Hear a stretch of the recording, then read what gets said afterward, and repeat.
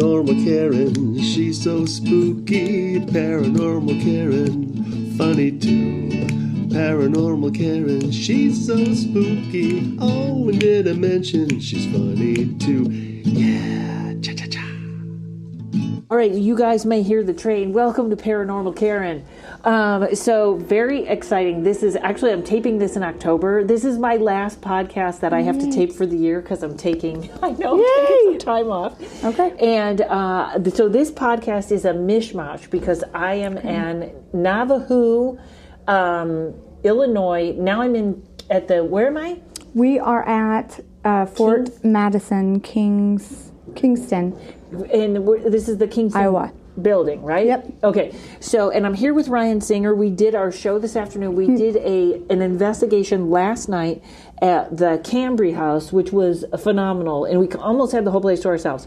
So tonight, while we're investigating here at this other building, you're going to hear like some episodes with people there, and no problem, and you'll hear people investigating behind us, or you might even hear EVPs on this. I know you guys are really good at hearing them. Yes, I hope so. And then you're going to hear me and Ryan goofing around, and probably later I will be so punch silly because I'm so tired. Right? Exactly. And so anyway, so we're going to jump right in. So I'm talking with my new friend Danielle, and you don't have to give your last name if you don't. Okay. So I met you in the tarot show. Yes. And you are a nurse. You are a Reiki practitioner. Yep. You're a psychic. You're I'm a psychic medium. Yes. Yep. I'm a touch feel. I am also a medical intuitive. What's a touch feel? So I can touch something and I can get its history. Oh, psychometry. Sure. Yes. Sure. So now we were talking outside. I'm severely empathic as well. So I can connect to you, and then I get future lives, past lives. And we were talking in the hall, and you were telling me about, which I love so much, near-death experiences. Your first one was when you were 5? 5 years old. So I had a femoral seizure. So my temperature got up to 105 years old? 105 degrees, and I seized. And when I seized, I stopped breathing. My heart stopped, and I was dead for 10 minutes. That's a lot. That's a lot. Like when people are 1 or 2, you go, maybe that could, but 10's a lot. My mom, I asked my mom, I was like, so how long was I unresponsive? And she said, it felt like an hour, but it was only 10 minutes. And I was like, okay, completely without oxygen for 10 minutes. Yeah. That's quite a bit. And she goes, yes, I had to do CPR on you. So I remember nothing from that day except for sitting in a white room. No windows on it. It was completely white. Like it was just light, like it was infinity light. It wasn't really light. A room. Right. Okay. And I couldn't really see corners on the room, like in the areas that I was looking. Like in that movie, The Matrix. Sure. In the end, Sure, absolutely. I was sitting on a hard concrete bench with a man all in white as well, and I was scared. And I remember looking over at him and saying, where's my mom? And he's like, we're just waiting for your mom. It'll be a minute. And I was like, just 1 minute, right? And he was like, yep, just 1 minute. It'll be good. And I was like, okay, I'll wait for my mom. And he didn't look familiar or anything? At all. But he was just very nice. You weren't afraid of him? Yep, I was not scared. I was worried that I couldn't find my mom. That was a 5-year-old me. Yeah. And then I remember taking a big breath, and I remember hearing my mom scream, breathe, damn it! And when I opened my eyes, I was in the bathtub. So I was fully dressed in freezing cold water, and I was looking down at the faucet, and I was feeling happy. Oh. I was ecstatic. I was smiling from ear to ear. And I don't know why. I didn't remember why I was happy. That's interesting. Not only haven't I heard that, I feel like people come back and they're in pain or something, and they're like, whoa. No, I was euphoric. I was ecstatic. And then I was like, okay, I'm breathing. I remember thinking, because she was screaming at me, and I'm like, I'm breathing. And I'm looking down at the faucet, and the water is And that was somebody rainbow. walking by. That wasn't an EVP. So if there's background noise, folks, That's don't what it worry. was. Yeah. Oh, you're good. The water that was hitting me was cold, was freezing cold. And I remember looking down at it, and I'm like, Mom, it's so beautiful. And she's like, you're good, babe. Just keep breathing. Yep, it's beautiful. Now, was your mother a nurse? No, my mom, nope, never a nurse. The day before I had the seizure, she read Reader's Digest about a woman that had a child that had a femoral seizure. She was like, had I never read that like short story, she goes, I would never have known to put you in cold water. I was just going to ask you, actually, as a nurse, is that the right thing to do? Absolutely. When someone's having a seizure or when they're when it's dead? a femoral seizure. Okay, so when their temperature goes so high, they couldn't control it. Yep. Oh, okay. Yeah. So that was your first. That was my first near-death experience. Okay, and what was the second? So in 2012, I had a bowel obstruction, and I got admitted to the hospital. Didn't realize that I had a bowel obstruction. Didn't realize that I was allergic to morphine either. So I got admitted. They gave me a morphine pump for the pain, and the next morning I was going to have exploratory surgery, basically. And I remember hitting the button one time and passing out.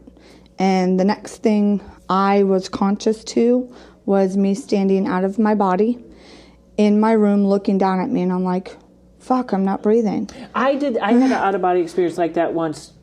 Yeah, keep going. Yeah, I was like, oh, and that's fuck, your I'm not reaction. You're breathing. looking at your own body, and you're like, I'm dead. What's happening? What's happening? And I was like, there's no machines going off. There's no machines. I didn't have a heart monitor on.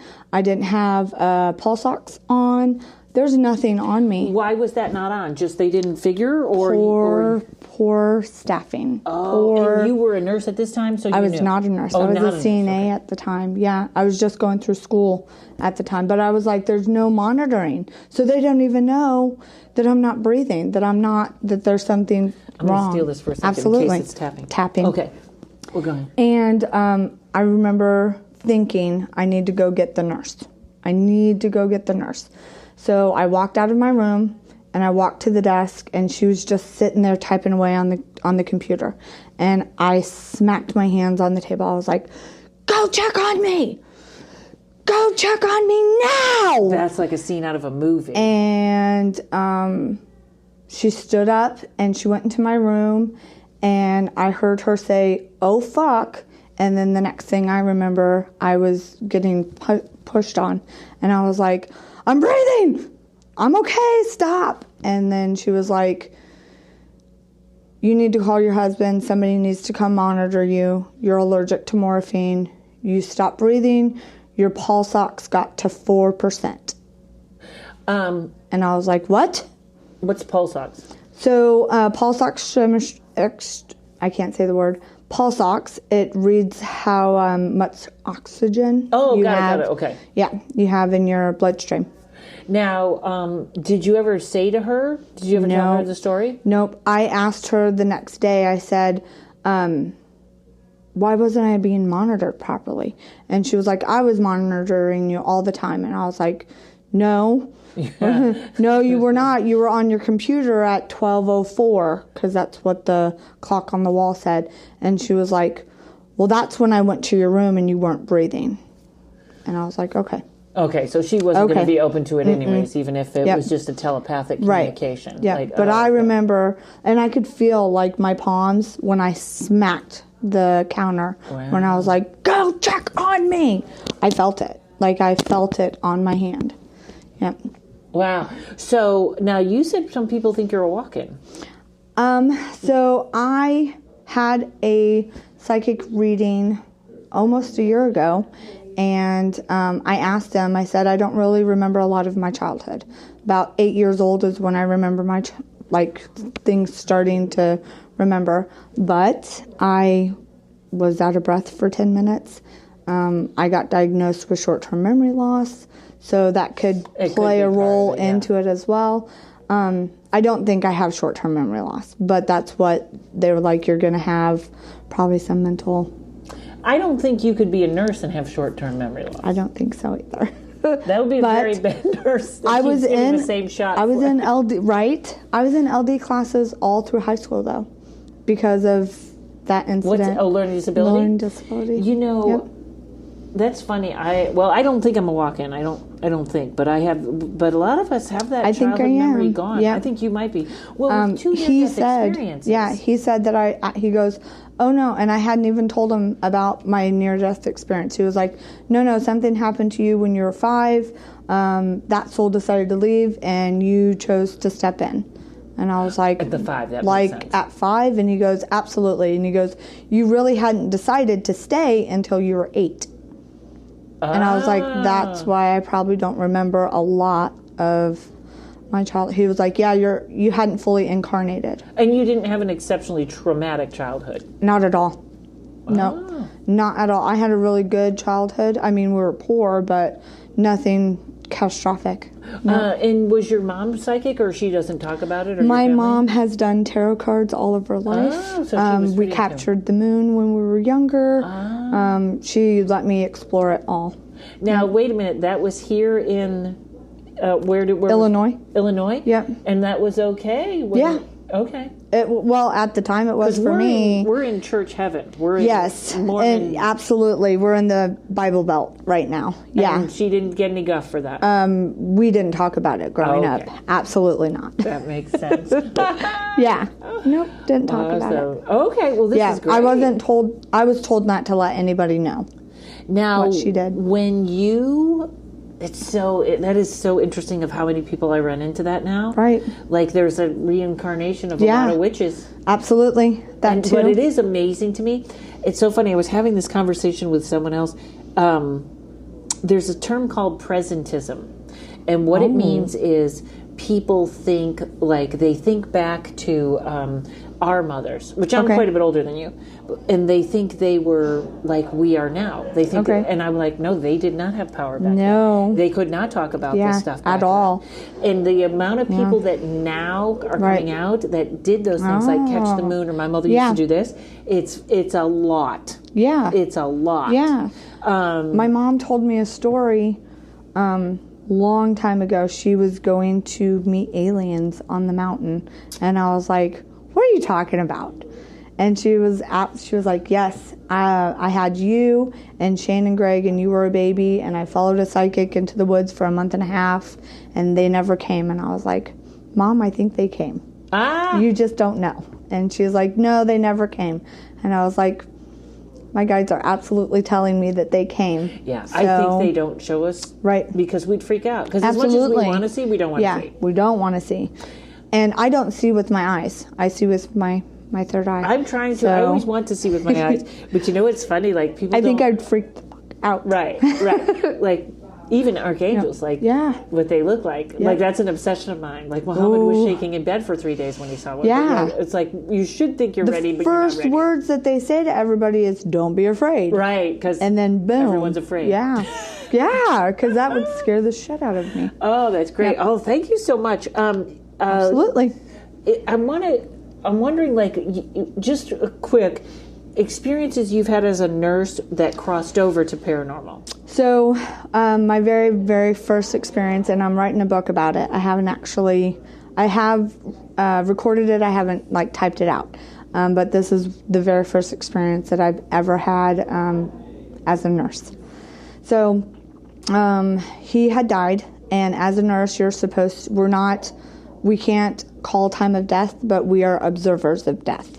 So we have to have 2 nurses, and we have to listen to your heart for 2 minutes. So if there is no breathing and no heartbeat for 2 minutes, we go and call the coroner, basically. And in that time, if you hear a heartbeat, we have to wait another 30 minutes. So in that time, if there's no respiration and there's nothing, then it's time of death kind of thing. But if not, we have to stop. And then we give another 30 minutes and go from there, basically. It starts all over again. So resident passed. The nurse on that hall called me in there, and I could hear him prior to, like, entering the room. And I'm like, oh, he's not dead. He's talking. And I entered the room, and he was out of his body. And he was like, I just need to remember where I put the money. And I was like, oh, John, you've passed. Like, in my head, I'm telling him, you've passed. And he's like, no, I'm not dead. And I'm like, yes, you absolutely are. And I'm grabbing my stethoscope, and I put it on, and I'm getting ready to listen to his heart. And I'm telling him these things while everybody else is around me, and I'm being very professional, not talking out loud. Telepathically. Yeah. And I'm like, no, you're dead, John. You absolutely have passed. You're going to be feeling, divine light and love here in a minute. You can either go to the light, or you can choose to go wherever you want to go. But you have absolutely passed, And he's like, I have not fucking passed. And I was like, yes, you have. And at that moment, I said, I'm going to listen to your heart. And he was like, oh, yes, you are. He jumped back into his body and made his heart beat. I was so mad at him. I was like, oh, my God, I have to wait another 30 minutes now. So I put the stethoscope on, and I was like, I'm not going to hear his heart. He made his heart beat for an hour and a half. Wow. Like, we were arguing for an hour, and I'm like, John, your body is done. It is absolutely time for you to pass on, your uncle's here, your aunt's here, your grandma's standing here waiting for you. I know that you can see all of these people. They're here, waiting to carry you on. And he was like, I just need to let him know where the money is, because if he doesn't know where the money is, he's not going to be able to. And I was like, write it down on a piece of paper, because I will be able to, tell me, I'll write it down and I'll let them know. And he was like, no, I just have to stay. And I was like, you've passed, John. It's time for an hour and a half. Jump back into his body 4 more times. Did he tell you where the money was? He said in a dresser drawer in his house, which it wasn't in the dresser drawer, it was under the dresser drawer. Oh, but they did find it. But they did find it. That's a really interesting tip, because that's one of those things where I think when they pass over and come back, they don't care about insurance papers or money. No. So that's a really interesting... It was his son's property that he had to tell him where the inheritance or something like that was specific. He couldn't put it in the bank, because if he put it in the bank, the entire family would have gotten it. Oh, what a great story. Yeah. All right, thank you. And I had no idea that that's what the issue was until he had passed. Oh. So he was a shell in his body, non-communicating, none of it, for a month and a half. That's amazing. And then, and I was like, just go, and I will do this. And yes, you absolutely have passed. Yes. And he was like, no, I haven't. And then he would jump back in his body and breathe, or he'd make his heart beat. And I'm like, I want to go home. I want to go home. Screw your life. I want to go home. Yep. Well, thank you so much. That was great. All right, everybody. We will be back with more from the investigation in Nauvoo. Not Nauvoo now. Where am I? I'm in Kingston? Kingston. Yep. Kingston. We're right over the bridge. Iowa. Yep. All right, folks. We'll be right back. Many people are unaware just how much hypnotherapy can help them, or think it's only to help lose weight or quit smoking. But there is so much more hypnotherapy can do. It can help with stress, anxiety, insomnia, phobias, performance enhancement, connecting with your spirit guides and higher self. You can even discover past lives and your life between lives. Heal traumas, break habits, find your deepest truth, or just have fun discovering who you really are, all from the comfort of your home. I'm Monique Pliakis. I'm a certified hypnotherapist, and I want to help you. Schedule a free consult by going to www.innerstandingshypnosis.com. That's INNERSTANDINGSHYPNOSIS.com. Innerstandings Hypnosis. Find your power and ignite your inner light. All right, so I tried to tape. There might be, I'm not promising anything, there might be a live ghost hunt, how we did the investigation. After, people really don't like the phrase ghost hunt. I'm here with Ryan Singer, who's finishing off a pint of ice cream. I apologize if that noise is coming through. This is my real voice. Your listeners should know. Your listeners should know that this is how I've been using a podcast and a radio voice in my stand-up and everything else for years. This is how I talk, and I eat ice cream all day long. And you have to finish that ice cream. Why? Because you bought it. Because I bought it and I cannot waste anything I buy. And you bought it by mistake. Uh-huh. That doesn't I've make any eaten sense. raw spaghetti noodles when I was moving out of an old apartment because I could not waste them. How did you buy ice cream by mistake, though? It's so cold. I when you did buy pick it this up. by mistake. I did buy this by okay. I did buy this by mistake. I accidentally had it in my hands when I checked out. But it's cold. You should have been a thing, I right? I was like, it's weird. My hand is cold. And then I got up there and I was like, oh, you break it, you buy it. I'd already taken the lid off and had a bite. So we had a very interesting weekend of paranormal investigation. Yeah. And we shared a domicile. Is this a domicile? This is that a home? domicile. 100%. This is the exact definition of a domicile. What? Really? Yeah. A place where one dommies. I think we're both a little clear. Just in case anyone is wondering, it's like 1 a.m. and we have been up all night. And yesterday we didn't get. Well, I flew at 3 a.m. and then we were in bed. We're still talking at 1. So okay, so we'll get to the. So if any of these tapes that we made during this came out right, I'll put them on, folks. But we were working with the Miracle Box. The Miracle Box. I'm starting to suspect that you might be a shill. That I'm trying to sell this. That you're trying to sell it. You're actually getting like a quarter for every download. The last night. Last night we were at the. Last night, which would have been Friday, October 21st or whatever. And this is coming out in no. December because I'm so ahead on my things. It's not the 21st. It's like the 14th, 15th. whatever. Yeah. And the first night we used the Miracle Box. He named it badly. The Miracle Box. It's a miracle, folks. That disappoints you. Undebunkable. Undebunkable. According to Huff himself. Last night was pretty wild with it, right? Yeah. Well, last night, so here's the other thing, too. We had a big investigation tonight with lots of groups. And, yes, and we probably should have broken it in two, but whatever. We didn't know we were in charge.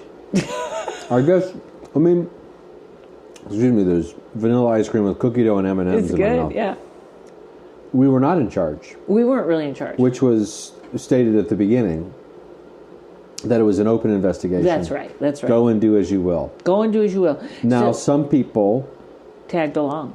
hadn't been on as many investigations Right. very clearly. Some people have. Some people were there and like, oh, let me show you some pictures of what we investigated last night. And I was like, okay, so you're living the life. Yeah, right? you're with us. But others, I think it was like their first, or maybe right. So they just came along. So they kind of wanted to follow. And I think after seeing us at the comedy show in the afternoon, because we also did a comedy show, That's 1 right. o'clock. We did that. That I think they just felt drawn to follow us because of that. Because they're like, oh, I kind of have a relationship in my mind with them already. I might as well go with them. And, but actually both locations were quite good. I think we had really great moments at both. So the Cambre House might be a little bit, I think the Cambre House might be our favorite, right? Of the two? The other one was... the Cambre House has fewer options because it's smaller. like 4 rooms, maybe? Yeah, 1, 2, but 3, 4, 5. a much creepier vibe. Much creepier vibe. It's more intense, but smaller. Yeah. And the outside there is just, you're right by the river. You're in the middle of nowhere. We drove down a gravel road in the middle of the night in through a holler where your cell phone doesn't work, where I, for about half a second, thought my car might break down because we ran over a large stick of some kind. And I just don't know what that car can handle anymore. And then I was like, I will not get out of this car in the woods in the middle of the night. Right, you were going to send me running.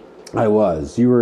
I was going to pay a pound of flesh to the mountain gods, and that pound of flesh was going to be you for safe passage. And it was creepy. Yeah. Yeah, it had even the smell in the place was not that it smelled bad. It didn't, but it's got that oldness to it. But we hit, so folks, the miracle box is this. I don't even know if I can explain it. You sort of are giving the spirits of something to carry their voice. It's like a paranormal slide whistle. It's a paranormal slide whistle, and it's like you gotta. It's you. That's the one thing there should be an automated feature where you can just kind of set it for like 2 seconds or something. But I'm as much fun as I had playing with it these last 2 days. Before we get into the details of it, I'm going to give my overall. I'm not sold on it. Okay. You mean you're still not as opposed still not to sold throw on it it. out? Okay. This happens to me on every investigation I'm on with people, whether it's EVPs, ghost boxes, or this miracle box. There is other people always hearing more definitively actual words. I agree with that. Yeah. I'm like, I don't think my hearing's that bad. I mean, for a minute I was like, I just don't think I hear good. Right. But now I'm like, no, that was not. Someone will say, oh, I heard Sweet 16. And I'm like, I heard. And I'm like, okay. And then every once in a while you'll hear the phrase, well, I heard it under the words. And it's like, oh, okay. I can't argue with you on that. Right. That now that becomes inarguable, undebunkable. And it's you sort of need I don't know. Here's the interesting things about it. Okay? I have to go back and watch the tape of the guy that shows us how to use it. Because I'm thinking, so you get a word or a phrase or the answer you're looking for, and then some more gibberish. He makes it, the way it sounds on the thing is it sounds like gibberish, so that if a real word comes through, you know that you got a real word, you got a real answer. For the record, we are using the device properly. We were using it properly. We went over it like twice. And there were some really good inconsistencies, though, like if the voice changed when it wasn't supposed to. That was pretty interesting. That is interesting. And I need to know how long the loop is. That's some information I agree with you on, and you need to know if there's silences in there. And I think the gibberish could be changed because it just sounds like German or it sounds like French. Like there's a lot when of it's a man, it sounds like German. When it's a woman, it sounds like French. Yeah, there's a lot of room for error. Because just so your listeners know, you can select different male and female voices by age, or even accent, I suppose. Yeah, there's the English accent. British only one, an English it's like accent. It's gibberish, so it's like what? But I think it's anyway. But yeah, I mean, fun playing with it. I think it's, when you get the hang of it. Now, I will say this: when you can get into the groove and you feel like you're having a conversation, you either have to be really in sync with somebody else, or you have to be doing all the asking and the slide whistling of using your fingertip on your touch screen to slide it over to talk and then slide it down to shut it down. Right. And anybody that wants to see how it works before buying it or thinking of investing in it, which it was $3, you can go to Huff Paranormal and he gives you watch the little video of how it works. Yeah. And the other thing is, this was part of the stuff. This is part of the stuff I go after. You should have stepped in, but you really do a great job. You're a good leader. You're a good let's do this, and get people moving. Because a lot of times people just go, let's do that, and then everyone sits. And you go, you got to get up and move your feet to the next place if we're going to do that.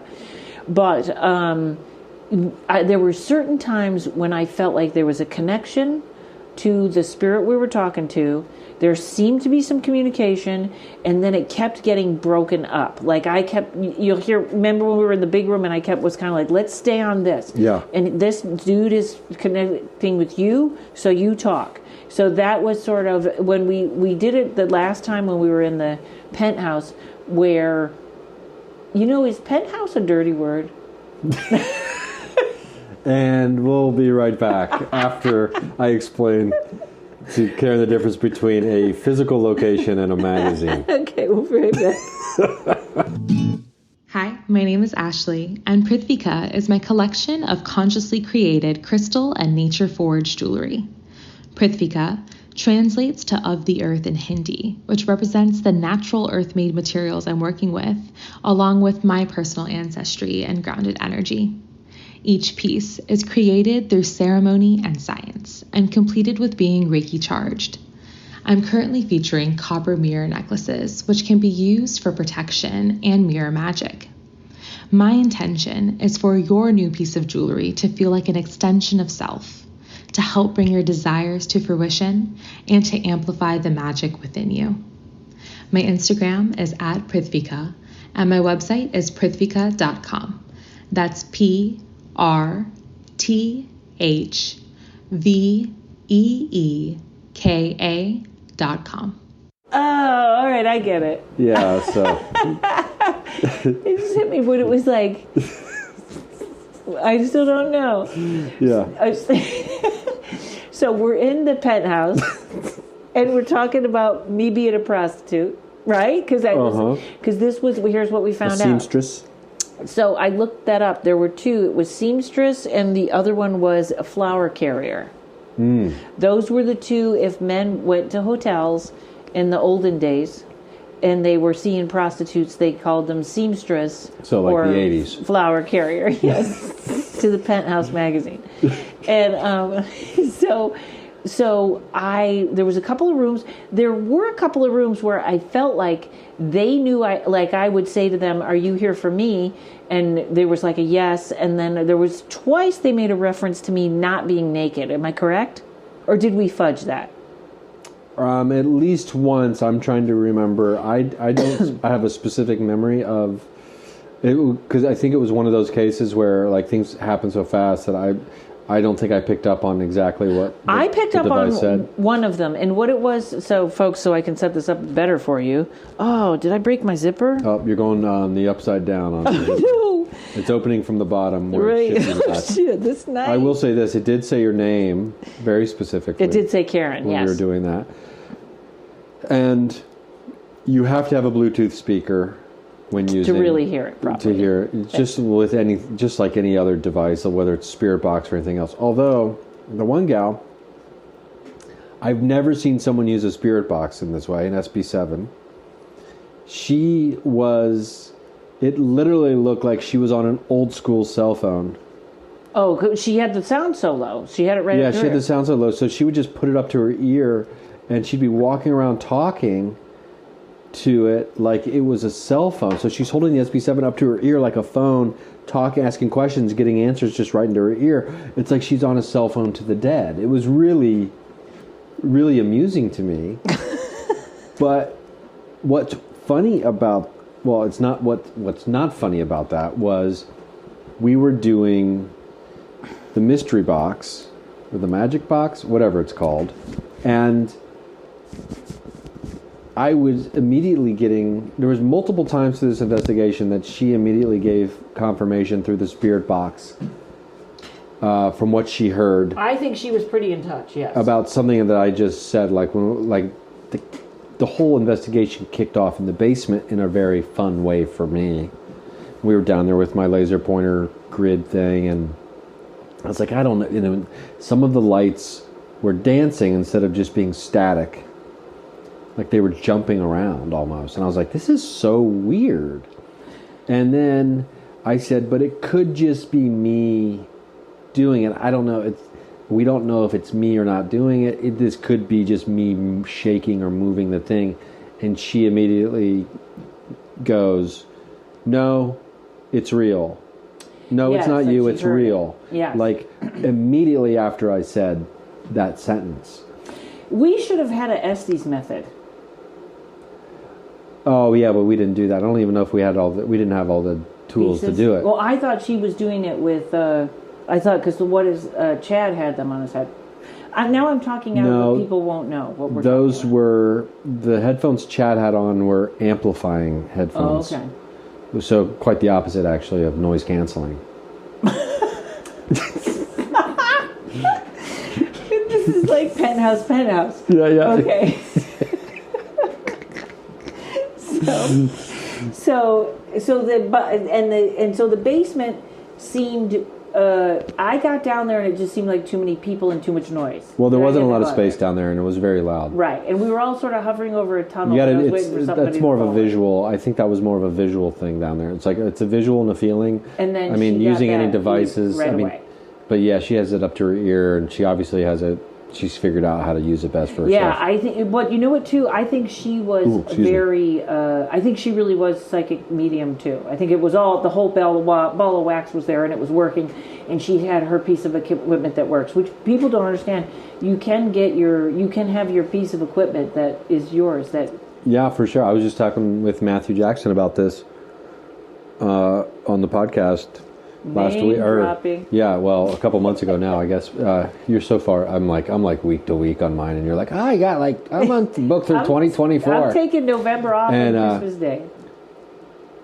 But it's interesting about the relationships you can develop with different devices. It's Yes. what we had a conversation about that, and I think for whatever reason, some devices. I mean, I really do like a spirit box.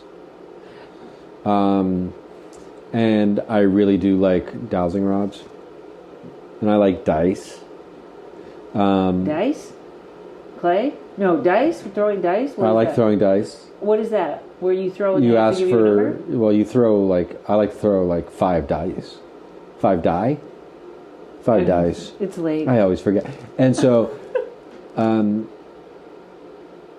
die is one. So I'll throw 5 dice, like a Yahtzee set. Okay. And if you can get a very specific number, it's like random number. It's like using random number generators, essentially, right? And how consciousness can affect random number generators in the Global Consciousness Project. But so I like that. I mean, I don't always do it, but a buddy of mine developed a random number generator program for me for my computer that I can run in the background during an entire investigation, and it's time stamped, so you can see, at 9:42, we had a really weird thing happen through the spirit box, or somebody saw something, and then you can go back and you can go look at the printout or the document that you can export and be like, okay, let's look at 9:42, and let's see if there's a weird. No, I don't always do it. I mean, it's a lot of data to try to sift through. And you have to make sure when you're doing your other investigation aspects or your other aspects of that you are time stamping everything, right? You have to know what time it is, and you have to know when you're doing it. And if something happens, you have to be like, mark the time, mark the time, That's another thing she was doing, and I feel awful because I'm blanking on her name right now, but she was constantly taking notes while she was listening to the spirit box and things like that. She had to, see, that is a great key, 2 or 3 things going at once. So I was tired, and I was doing one thing, and most of it was avoiding other people. No, that's not what I'm saying. So I want to go back to the highlights. So there was a couple of highlights. You had something going on in a room where I came in late and busted that up. I think I broke that energy up. I knew when I walked in, I was like, I think they had something going, and I should have stayed. Oh yeah, we did. And it was another layered thing where we had her on the spirit box, and we were having a conversation with, oh gosh, I can't remember the name. Was it Cole? I can't remember now, but we seemed to be having a conversation with someone. And I cannot remember the details of that conversation. No, now. and I busted in late. And you came in like a bull in a china shop, as they say. Your book bag knocked the lamp over almost, and you're just like, what's going on? They were at one point we thought we had something pretty compelling, but it was just people. It was people in the hallway talking really loud. So I think that was you again. Actually, it was you. Were you doing an interview in the hallway at one point? I was 3 rooms up. That shouldn't have been that loud. No, then that wasn't you. No, it was actually it was the daughter and her friend being in the hallway being loud. I was just busting your chops, but could have been me. That is the only thing about when you have a large group and it's an open investigation. Right. It's like the secondary noise because everybody's on a different schedule. So people are just hanging out talking, while other people are maybe trying to do EVP sessions or. Well, and then here's the part, and I just didn't have focus. I was just doing a couple things up and down, and then when we moved, and then we went downstairs, and the lady explained the place. And then we went to that. I really did enjoy that big room where we were next to the Elks Club. The parlor. The parlor. And we started doing EVPs, and then she gave us that. She waited a long time and then gave us that thing, seamstress. You want to be called a seamstress. You know what I mean? They're over here seeing their seamstress. They're prostitutes. And I think that was, like I always say, you have to ask questions that get these guys excited. And I think that was the thing. And then... Because here's the compelling part about that, too. We were using a female voice on the mystery box. And a male voice came through. And a male voice would come through occasionally. But usually it was pertinent to the question that was asked. Right.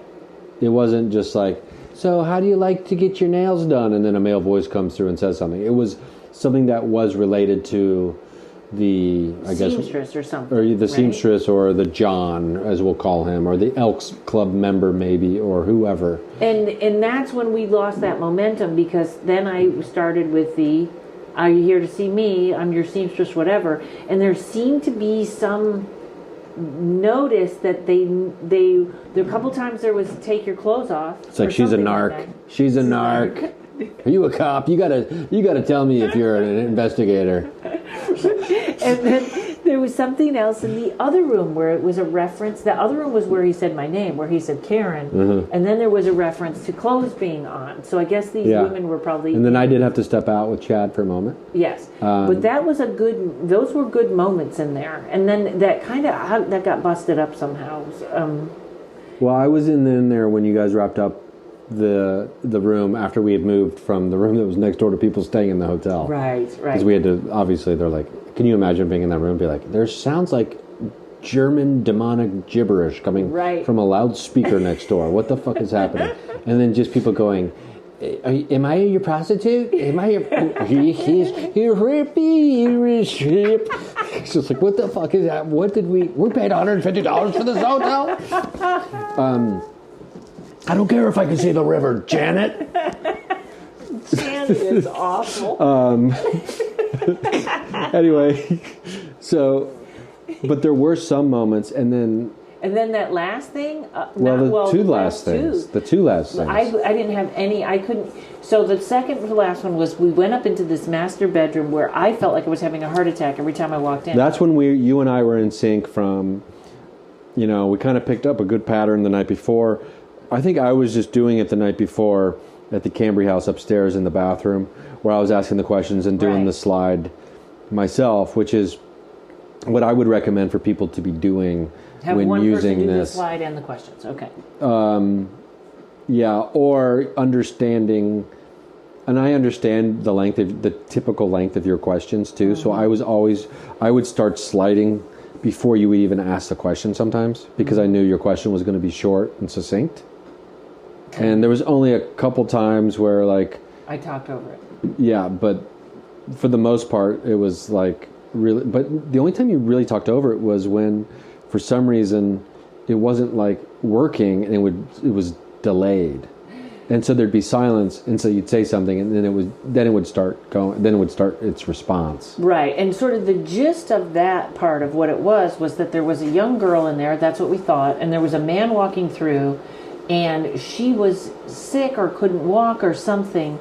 And I came in as a seamstress. And she was kind of talking to me. But when we asked her name, I heard Laura. I heard it very clear. Laura, and then the last name I didn't get. Mm-hmm.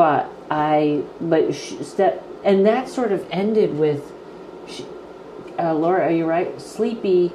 It said sleepy, and then it was kind of done. There was a sickness around. Everyone there was sick. And that was fewer people. Of her and her ghost friends, not companion us in the room. She thought loved her. Yeah, and so like there seemed to be some kind of sickness happening, like some. And large... I think you're right. You and I were in sync, and that's why that went very, very well. Yeah. And then the last one, I was. As soon as we opened the bathroom door, it was over. Right, like. That's when the guy got out. Something about him in the washroom. That's when the guy's spirit left. Yeah, and then she got tired. Yeah. Yeah, and then who knew spirits got tired? I initially thought, because I even said I was like, ask about the father. Initially, I thought it was like a strict father. Daughter needs to know her place. I didn't think it was like an abuse, like anything like really dark, like that. I was wondering, like, I wonder if it's that what we're dealing with here, like just a girl who's, in her room. She has to stay in her room because she won't behave and shit like that, right? I was thinking bad things. Yeah, so I was just trying to see if that came back like a really solid hit, that maybe we were not even, I mean, because you know how it is sometimes. You go in these investigations and it's like, oh, there's a kid in here? What happened to you? You know what I mean? Like, who did it? And that's the thing I think we really captured pretty good, was asking, are you dead? Don't ask them if they're dead. Sometimes they don't know, and that's they don't want to hear they're dead. No one wants to hear that. Walk up to someone on the street. Can you imagine someone walking in here right now and being like, you guys are dead? I would be like, oh, so I don't have to fucking work anymore? How about this? This is great. How long have you been dead? That's always... But I actually think when we went around the room and asked, when I made them go in a circle so everybody would participate, I think they did a good job. They did a great job. So then we go to the... But it also builds a more sense of a... I think when that happens, I'm just thinking of this. It feels conducive to the overall experiment that we're doing. It has to go one of two ways. It has to either be like you and I were in sync, so we asked all the questions, or it has to go with the group. Everybody has to be like aligned for the energy to be right, for the communication to really be able to succeed, I think. I finished that the whole pint? I ate half of it for lunch, and I ate half of it for for post-din. And what kind of ice cream was in it? It was vanilla with cookie dough and M&Ms. So it had M&Ms and it had... You're making up for the sugar. I bought it on accident, and I can't waste things. Because we're in like an Airbnb. It's going to get thrown away. Yeah. I'm going to see if I can fit my quinoa in my bag. Good luck with that. When you're getting pulled out of line. For quinoa. Like, it smells like she's smuggling hash or something, or perfumes. Like, apparently you're not allowed to mail perfumes. Did you know this? We don't supposed to be able to fluids because if the glass breaks. Oh, I didn't know. Okay. It's fluids, not necessarily perfume. Oh, okay. But you just lied. There was some guy who got really upset at the post office. Because he couldn't mail when perfume? I was there a couple weeks ago. Try mailing blood. Because he forgot to lie that he didn't have a bunch of perfume he was mailing. And then he like literally was cursing and very upset, to the point where it's like, oh, we might need to all leave and lock the door. Like, this guy is so upset he might come back. Like, it was like, wow, bro, you're like... It's a perfume emergency. Yeah, he was... You walk right out and come back in, they won't remember you. He was fuming. That goes with He perfume. was perfuming. Okay, we got there. I honestly gave up on trying to find a joke there, and then I just said he's fuming, and didn't even realize that fume is the second half of perfume. Right, perfume. I mean, what a magical night. It is. It is. Oh, but so this other highlight, are we done talking about the gal, the little girl room in the master bedroom? Yes. And so then Karen's... These are good moments. You're not sold on this yet. I don't blame you for not being sold on it yet, but we had some good moments. So well, I also don't think that, listen, you give Leonardo da Vinci a rusty spoon, he still makes a pretty good statue. Did he make statues? I don't think so. I mean, sketches or whatever, right? Even with a shitty pencil, he can draw a fucking futuristic helicopter, right? Which he did that? So, I'm not saying this is a shitty pencil, this app. Right. It's just. But what I'm saying is, you get people together who are, that have a good intention and they're good, and they've been doing this a while. It doesn't. You could use dowsing rods. You could use a spoon to try to get some. You know what I mean? Right. It's the craftsman, not the tool. It's the chemistry of the group. Too. And so, or the crafts person and the tool, not the tool. But I think the idea behind it is great. We decided, by the way, with this last highlight we're talking about, I'm just now remembering this, and this happened at Post Town during the Post Town investigation a few times. I was ready to shut her down.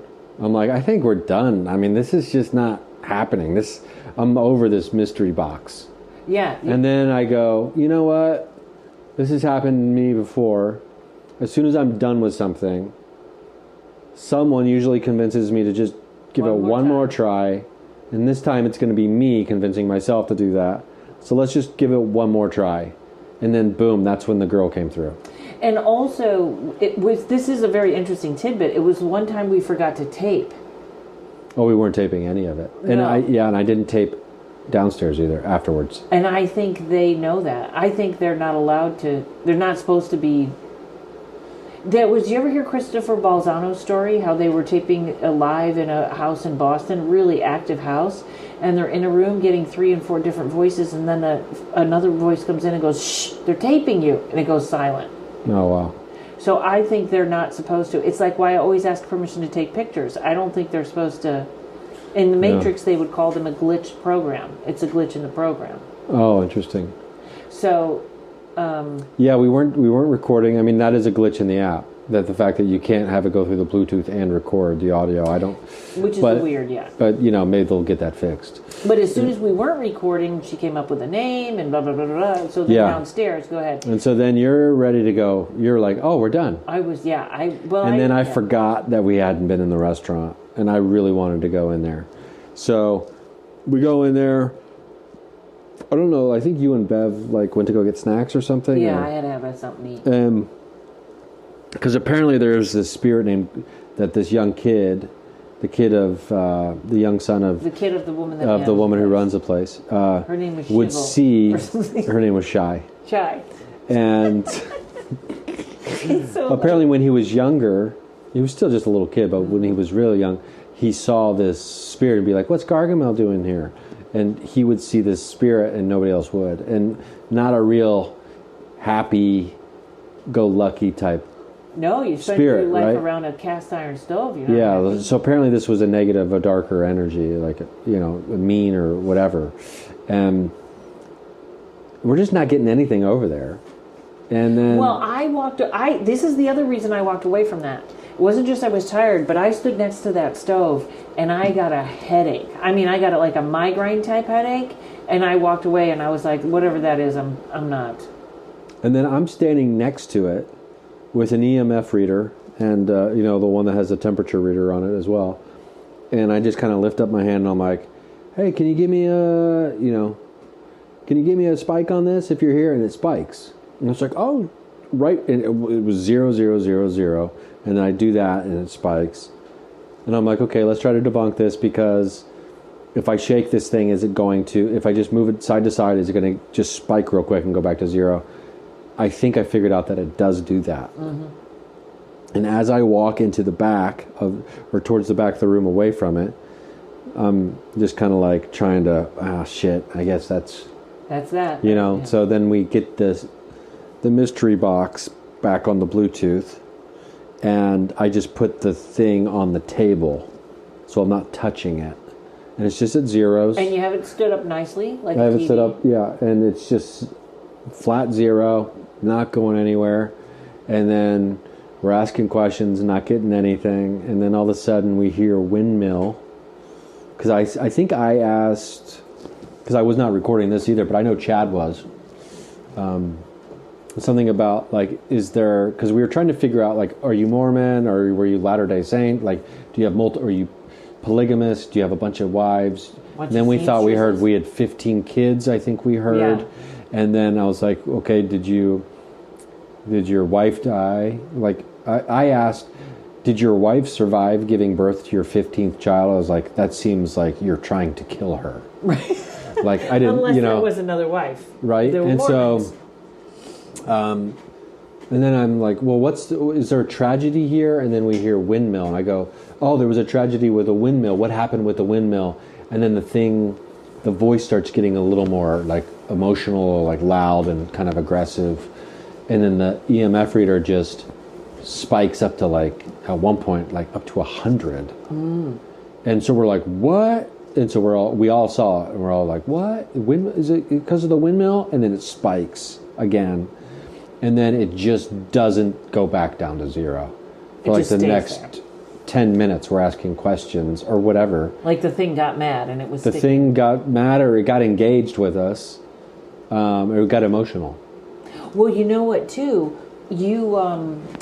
When you said goodbye, I very clearly heard something like, go to hell. Like it was not like a demon, but like an old man goes, yeah, go to hell. Like that. Well, kinda? remember, too, because like while we were having like a solid 5 to 7 minutes of this thing spiking with a couple other people asking questions, too.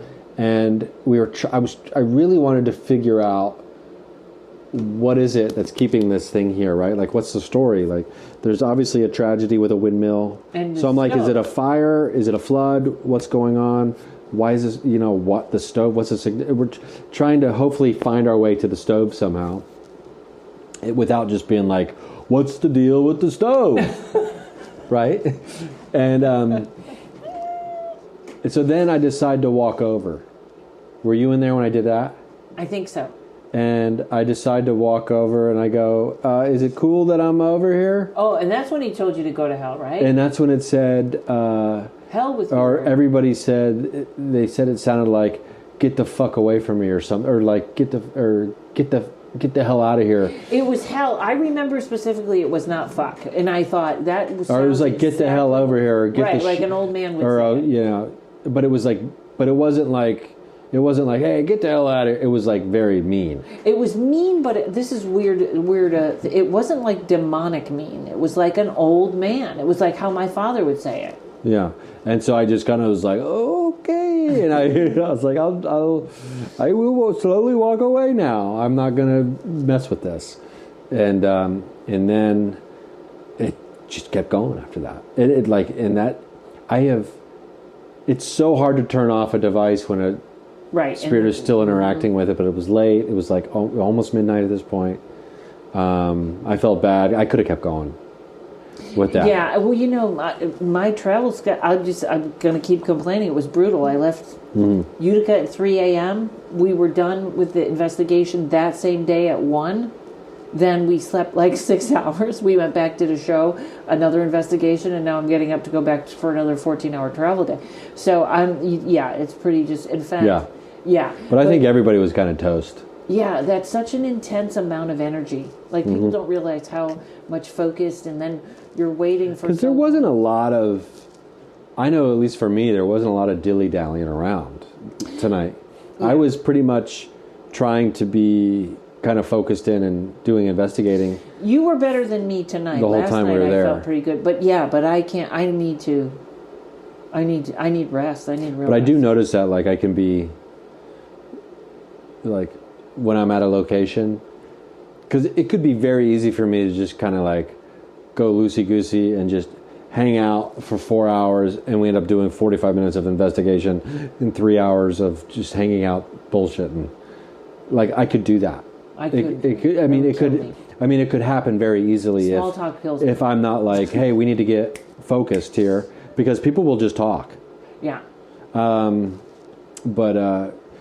And even when you think you're getting ready to start the experiment or whatever one thing you're going to be doing, people will still just start talking to each other. Yeah. And then you kind of have to okay, we're doing this. Right. Let's shut everything else down. It doesn't shut down. So we can get into it, or you're losing nightlight. So overall, as my eyes close and your ice cream settles, There really were some good moments in There were some great moments. in the music box, in the mystery box. The mystery box had some great moments. We got a couple asked very specifically for something, and it would give exactly what it was. That happened a few times, maybe. I will say though, because you pick a voice, you pick the do you want male or female voice, and it's like giving the spirits vocal cords so that they can say something.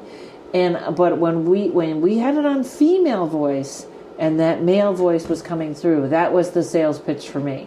And it even goes against what the box is for. In other words, that spirit was like, I'm stepping in, and I don't know. That is interesting, and I will have to spend more time with this thing, obviously, and I'll have to... I'm going to sleep with it. I'm just going to, with the volume up. Yes.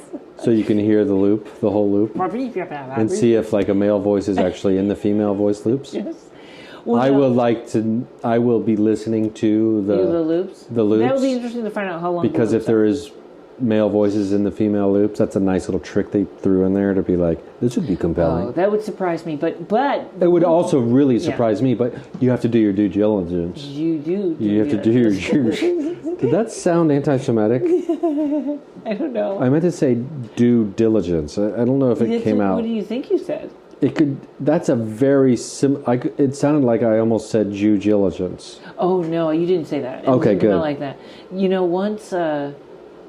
Or Jew militants. This is terrible. But I think it's funny. I'll be canceled right here. My aunt had 2 dogs, and one was named Choo Choo, and the other one was named Tyke, Tike. And one day my sister had a boyfriend over, and he misheard and said, "Man, your aunt really hates Jews." Because he thought Choo Choo was something else. And he thought Tyke was something else. Oh my God. She was screaming for her dogs with those slurs. And we were like, no, you gotta get your hearing checked. That's not what she was yelling. That's wildly weird. But in his defense, he called it out. Yeah. Hey. Well, I don't know, but those 2... He wasn't like, I like your aunt. He wasn't like, your aunt's great. He wasn't like, hey, give me your aunt's number. But can you imagine if someone named their dogs that and was yelling for their dogs? That reminds me of that another thing. We're going to go... A Cosby bit. The whole Cosby, Spanish Fly? No, the, about naming the kids. God damn it, and, God damn it, get in here. Like, when they were kids. Oh, they thought that was their name. They thought that was their names, right? But yeah, it reminds me of that a little bit. But that's so funny. I mean, I'll never forget the 2 names of those dogs since he said that. Those dogs are dead now. Choo Choo and Tyke. And yeah, and Woody And Woody Harrelson? No, just Woody Harrelson. Get it? I'm sure someone has a dog named Woody Harrelson.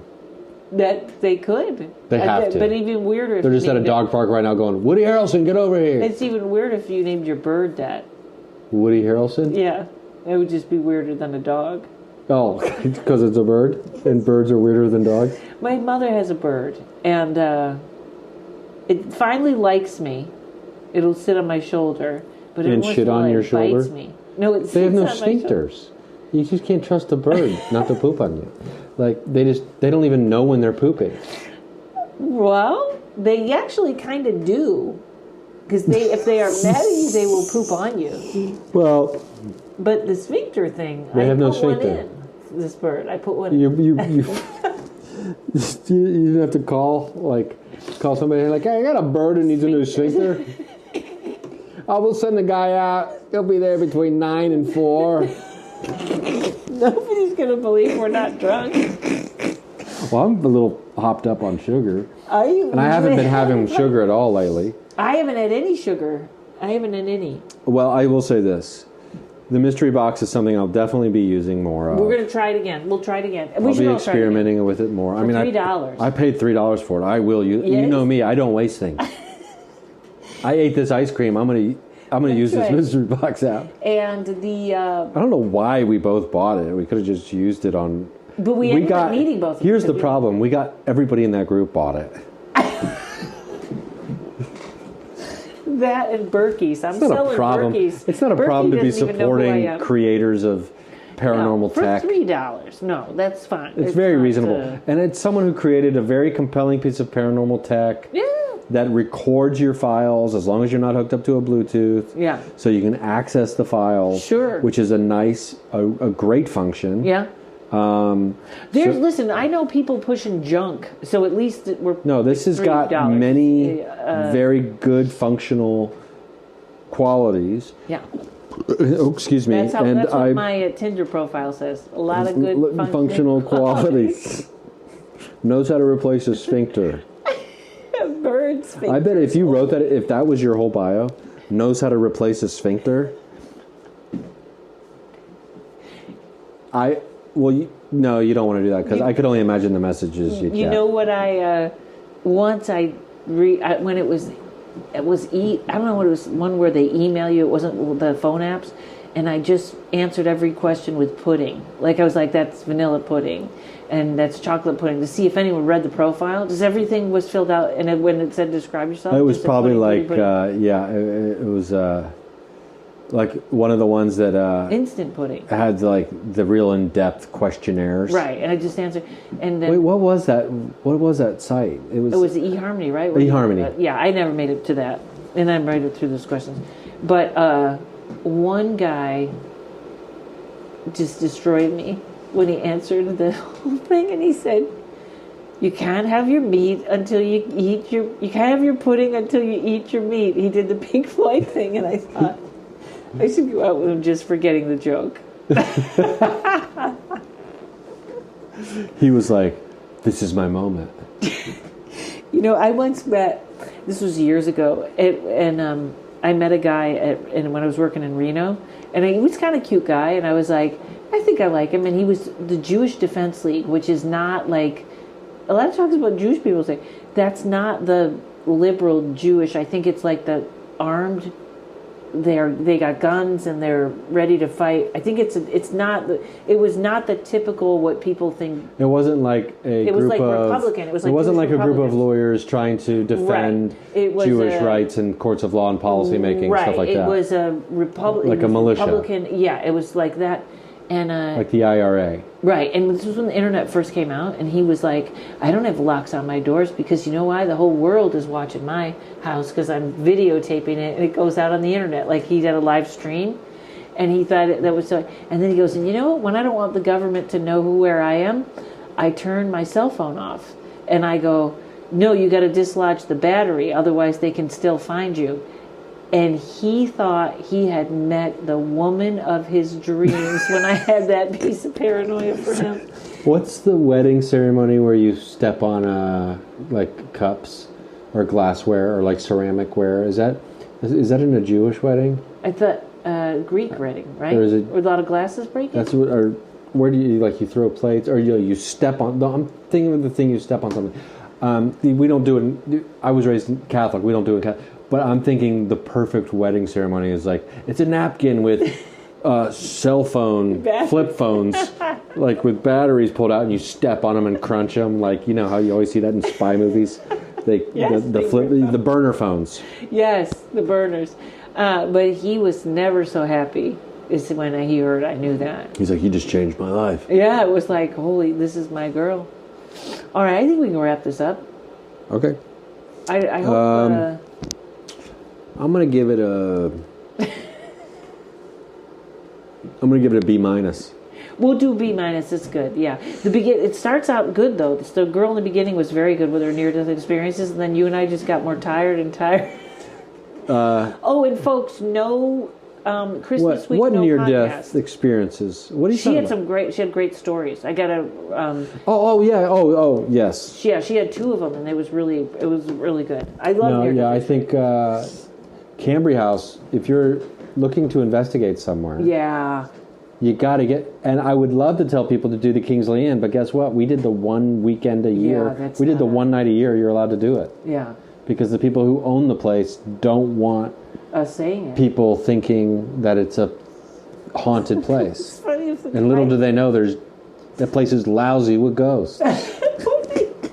What if the owner comes in and everyone's running a magic box? Is everyone speaking German in here? Yeah. Oh my God. But All the right. Cambre House is great. You can find them on Facebook, Cambre House and Farm. Yes, and your podcast, Me Paranormal You. Me and Paranormal You. Oh, and by the time this comes out, my special will be out. All right, so Supernatural. Ryan Singer. Supernatural. The Supernatural. Okay. The Supernatural. I'm going to try and get more ads for that if I can, but I sold 2 ads. I got to keep my ads. But I'm going to talk about it a lot. Maybe I'll just record a little promo promo plug for you and you can throw it in, maybe. Mm-hmm. All right, so get Ryan's special, which is at Ryan Singer Comedy. I don't... See, here's the problem. I don't know exactly where it's going to be released yet. We're still waiting to hear from... Netflix or something? We don't... Yeah, so we're... I mean... I'm sorry. I don't exactly know the platform it's coming out on yet. Okay, but if they go to your website, it could. But it's either going to be on my YouTube or it's going to be on something that's on your device, like a Fire Stick or. But if they whatever, go, you're not Smart going to TV. leave it off your site. You might say on your site where I'll they still can go link get it. Yes, right. you're gonna right. leave a This is clue? true. Maybe you're not going to say it all the way. It's like a secret. No, I'm not going to make it It's going to be a it's little not going to be like. man, and they have to guess the thing, and then the. I used to have this great idea for like, I'm going to release something. And the only way you're going to be able to find it is if you can solve this really elaborate series of puzzles and riddles. And then, I don't remember who it was. It was a woman I was dating at the time. I think she goes, yeah, that's what you need to make it more difficult for people to find you. And I was like, oh yeah, because there's only like 7 people who have found me so far. So why should I make it very difficult for that number to get to 8. That's right. Like, I was just like, yeah, as cool as this idea is, it's like, you're right. Limiting. Yeah, it's very limiting. We should have a ghost hunting show, though. I would only do it with you and my friend Jeff Thill. I think that'd be a great show. I think it would be great. Oh, I just saw the snake on the chair. I want a rubber snake, folks. God, That's not I a real wish snake people on the were there at our comedy show today because I did a section where I was interviewing Karen kind of with questions I came up with today, but I've got a pretty good impression now of you. It's getting there. I was working out my Rontowski impression while we were doing that. You mean like a remember when I was doing it? Who I am or my voice? Of like how you talk and everything. Remember when I was doing the impression of you today? Okay, I didn't. It was so good you were blinded by it and don't remember. You blocked it from your memory because you're like, I'm not going to try it now because it's too late. But that's about how you went to the dollar store 3 times this afternoon. Oh, that's right. And I bought. Oh, I had to go get a tiny brush. But then I forgot. Oh, I had to get a $1 hat. Well, I had to get a $1 hat, and then I had to get the. Oh, I have to go back because I have to get a snake. It's like, what's going on? Because I got to say the line. Having a conversation with Karen is like trying to navigate your way through a 7-layer cake. There's so many different threads happening simultaneously on top of one another that you just have to kind of like sit back and. You got the worst of this. Just like Greg Morton. When I saw Greg Morton, I missed my comedy friends so much that when I see you guys, I can't stop talking. Like when I'm like, oh, this is who it was. We were driving to the show tonight, and I was trying to keep track, but also like follow directions. But you started and stopped, I think, about 3 different conversations with yourself, like. By the time we pulled out of the driveway of this place. And because most of them end with, oh, but that doesn't, I'll worry about that later. Because then you're like, and then we're hanging out at the investigation and you're like, I should call them and figure out about the charge on my rental car. And I was like, I don't think you need to worry about that right now. It's like 10:30 at night on a Saturday. We're in a haunted hotel. And you're going to go call about a gas charge? And you're like, oh yeah, I'll just, wait, is the spirit box working? It's like, okay, we're back. I get mad at my sister when she does that. We do that to each other. We text all day long and then we don't know what each other said and everything goes wrong. Yes, I forgot. It's like there's no linear time. There's no linear time. It's all happening at once. Okay, so that was. And then I thought this though. I thought when So I had to follow you home because I had to drive someone else's car home because she got Our scared. new friend Bev. Our new friend Bev got scared. 86 so we and were killing like it. the good Samaritans. Killing it at 86. Yes. Fellow Cancer. Yes. She's just born a few days before me. Yes. And she... Love Bev. So I'm driving, and don't we get caught at 12:30 at night... On a switch bridge. On a switch bridge. A switch waiting for drawbridge. a barge to go through. And so we're sitting there. The slowest barge. And I'm sitting, and I have very little... in her car, I had very little to say, and I was like, I bet Ryan's enjoying the silence in his car that I'm not in it right now. You know what? I was wondering, I was like, why is this drive so weird? It's because it's quiet, and So- then you're gonna miss me. And then So I just put your podcast on, but at 1.5 speed. that's right. And then I had to text you because we're sitting there, and I just texted you. I didn't "Really?" understand what I your was just second text was. It didn't make any sense.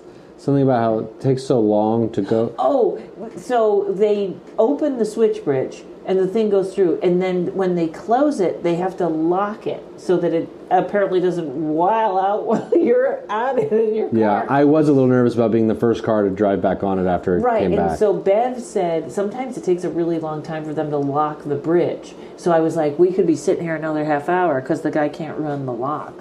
Oh, but it was something about it. I'm going to read it to you so your listeners can hear. Siri's not nice to me. And sometimes I'm learning Spanish, so sometimes it comes out in Spanish, and then people go, what do you say? It says, I respond, I mean, right? And then you say, Bev said this one was close, sometimes they are further away. What? Sometimes they're further away. Oh, the boat, maybe? Yes, the boat. Sometimes they close it when there's... And she said sometimes you got to wait for 2 barges to go through. And then you said, I'm ready to take my chances. And I was like...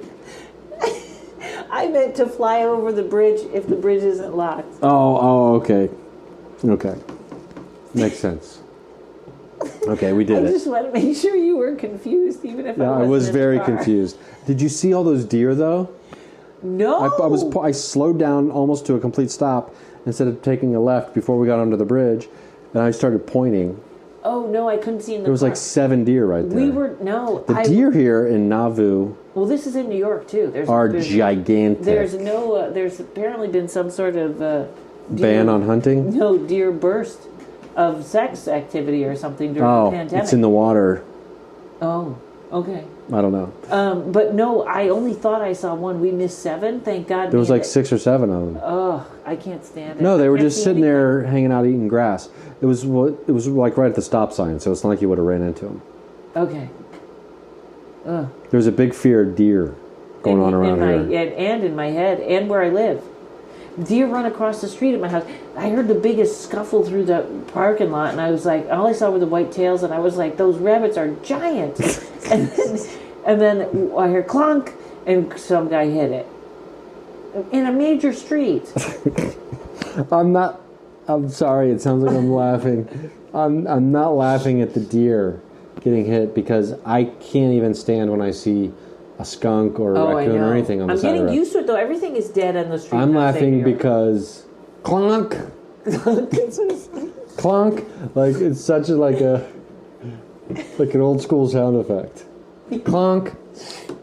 Like I just like a Batman comic, like pow. Well, I'm getting, every time I ride my bike to work out during the day, there's a raccoon, there's a duck, and something's dead on the side of the road all the time. Oh, I mean, it shouldn't be, but people, I don't know. All right, everyone. Well, thanks to Mike at Uno Rising Media. Thanks to Ryan Singer. No, thanks for having me. And thanks to the Cambre House. The Cambre House, what an amazing time. Check it out. The Kingsford. Charcoals. I mean, it's not a far drive from Chicago. It's not a far drive from... No, it's yeah. Not for an overnight investigation, because you can stay there in the house. You got to stay overnight, though. Yeah. But, outside is, spooky. Yes. Yeah. Bring warm clothing. Bring warm clothing, unless it's summer. But even then... Bring warm clothing. Because you might get stuck there for a while. All right, no podcast next week. Merry Christmas, Happy Holidays, whatever happens there. See you next time.